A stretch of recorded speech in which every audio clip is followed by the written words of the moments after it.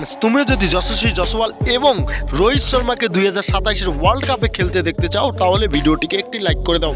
বন্ধুরা, আমরা সবাই জানি দক্ষিণ আফ্রিকাকে 2-1-এর ব্যবধানে সিরিজ হারিয়ে দিয়েছে ভারতীয় টিম। আর দক্ষিণ আফ্রিকা টিমের ক্যাপ্টেন টেম্বা বাবুমা তিনি ভাবুক হয়ে যান। হারার পর তিনি কেঁদে কেঁদে রোহিত শর্মাকে প্রণাম করে আশীর্বাদ নিয়ে তার সাথে বিরাট কোহলিকে জড়িয়ে ধরে এমন কিছু বলেন না ম্যাচের শেষে, যা শুনলে আপনি অবাক হয়ে যাবেন। তো কি বলেছেন, তার সাথে কী বা ঘটেছিল ম্যাচের শেষে, যা দেখে পুরো স্টেডিয়ামে থাকা দর্শক অবাক হয়ে গিয়েছিল। তো সব কিছু জানবো আমরা এই ভিডিওতে, সেই জন্য ভিডিওটি শেষ পর্যন্ত দেখবে। এই চ্যানেলটিকে যদি সাবস্ক্রাইব না করে থাকো তাহলে সাবস্ক্রাইব করে রাখো। তো ম্যাচের কথা বললে আমরা সবাই জানি ভারতীয় টিম টানা 20 বার ওডিআই ম্যাচে টস হেরেছে, কিন্তু এই ম্যাচে ফাইনালি ভারতীয় টিমের ক্যাপ্টেন KL রাহুল টস জিতে যায় আর ফিল্ডিং করার সিদ্ধান্ত নেয়।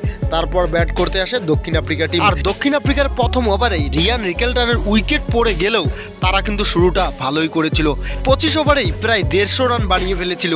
আর শুরুটা ভালো করার জন্য সবথেকে বড় ভূমিকা পালন করেছিল কুইন্টন ডিকক। হ্যাঁ বন্ধুরা, কুইন্টন ডিকক 89 বলে 106 রানের একটি বিধ্বংসী ইনিংস খেলেন।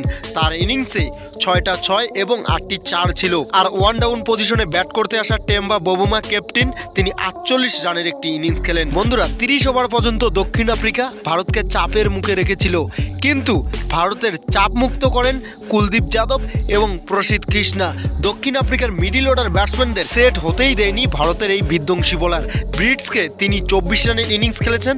তার সাথে বিধ্বংসীভাবে ব্যাট করা ডেওয়াল্ড ডেভিস তিনি 29 রানের ইনিংস খেলে আউট হয়ে যান। আর বাকি ব্যাটসম্যানরা দক্ষিণ আফ্রিকার তেমনটা পারফরমেন্স করতে পারে না। আর দক্ষিণ আফ্রিকা 47 ওভার 5 বলে 270 রান করে অল আউট হয়ে যায়। আর ভারতীয় টিমকে টার্গেট দেয় 271 রানের। আর তার জবাবে ব্যাট করতে আসে রোহিত শর্মা এবং যশস্বী জয়সওয়াল। যশস্বী জয়সওয়াল বিধ্বংসীভাবে ব্যাট করে 116 রানের ইনিংস খেলেন। তার সাথে 75 রানের ইনিংস রোহিত শর্মা এবং বিরাট কোহলি ওয়ান ডাউনে ব্যাট করতে এসে 65 রানের ইনিংস খেলেন, সেটা 45 বলে। আর তাদের ব্যাটিংয়ের দাপটে সহজেই ভারতীয় টিম ম্যাচটি জিতে যায়। তারপর ম্যাচ হেরে গিয়ে দক্ষিণ আফ্রিকা টিমের ক্যাপ্টেন টেম্বা বাবুমা মাঠের মধ্যে তিনি বসে বসে কাঁদতে থাকেন। তারপর তার কাছে পৌঁছে যায় বিরাট কোহলি, আর বিরাট কোহলি তাকে বুকে জড়িয়ে নেয়। বিরাট কোহলি বলেন যে টেম্বা, তুমি অনেক শক্তিশালী এবং অনেক বড় মাপের ক্যাপ্টেন, তোমার সাথে আবার দেখা হবে মাঠের মধ্যে। তারপর টেম্বা বাবুমা রোহিত শর্মার কাছে গিয়ে তার পা ছুঁয়ে প্রণাম করে আশীর্বাদ নিয়ে ম্যাচের শেষে প্রেস কনফারেন্সে বলেন যে রোহিত শর্মা অনেক বড় মাপের ক্যাপ্টেন আর তাকে দেখে আমি অনেক কিছু শিখেছি। আর রোহিত শর্মাকে আমি নিজের গুরু মনে করি, তার ক্যাপ্টেন্সি আমাকে অনেক প্রভাবিত করেছে, বিশেষ করে 2023-এর ওয়ার্ল্ড কাপে। আমি তার মতো অনেক বড় ক্যাপ্টেন তো হতে পারবো না, কিন্তু চেষ্টা করব। তো বন্ধুরা, টেম্বা বাবুমার পদক্ষেপ আপনার কেমন লাগলো রোহিত শর্মা এবং বিরাট কোহলিকে নিয়ে, সেটা আমাদেরকে অবশ্যই কমেন্ট সেকশনে জানাবেন। তো বন্ধুরা, এটাই ছিল ভিডিওটি ভালো লাগলে লাইক করে দিও, তার সাথে চ্যানেলটিকে সাবস্ক্রাইব করে রাখো।